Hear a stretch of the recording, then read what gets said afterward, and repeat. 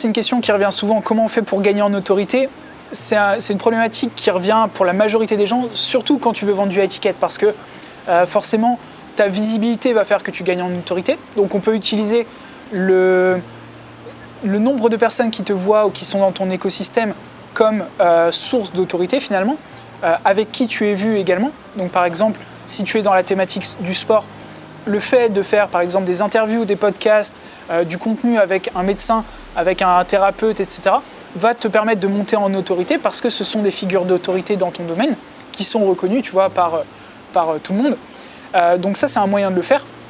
Après, il y a quand même d'autres moyens, notamment écrire un livre, par exemple, donc de devenir un auteur reconnu dans ta thématique. Mais ça, c'est un peu la version cachée du truc, tu vois. C'est pas parce que j'écris un livre que je vais monter en autorité. Ça me permet de le mettre en avant, mais je trouve que là, les deux que je t'ai cités, c'est des solutions un peu dans l'ego, tu vois. Je vais écrire un livre, je suis suivi par tant de personnes, donc il faut m'écouter. C'est pas comme ça que ça fonctionne.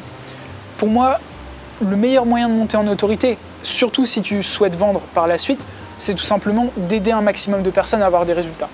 Plus tu aides des personnes à avoir des résultats, peu importe le niveau de résultat, plus tu auras cette autorité. Parce que si je t'aide à perdre les 2 premiers kilos de ta transformation physique, tu vas attribuer finalement ta transformation à ma première aide, tu vois.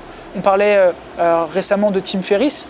La raison pour laquelle il a autant de succès, c'est parce qu'il a aidé plein de personnes à se lancer et à comprendre le monde du digital.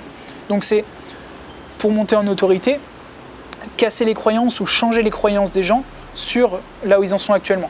Si je peux parler à 50 000 personnes et leur faire comprendre que le monde dans lequel ils vivent aujourd'hui n'est pas le vrai monde, c'est-à-dire être enfermé dans un job, vouloir acheter une maison absolument, se comparer à ses voisins, écouter les informations, etc. C'est pas le vrai monde et qu'il y a une autre possibilité qui est l'entrepreneuriat, faire des choses qui nous plaisent, voyager, etc.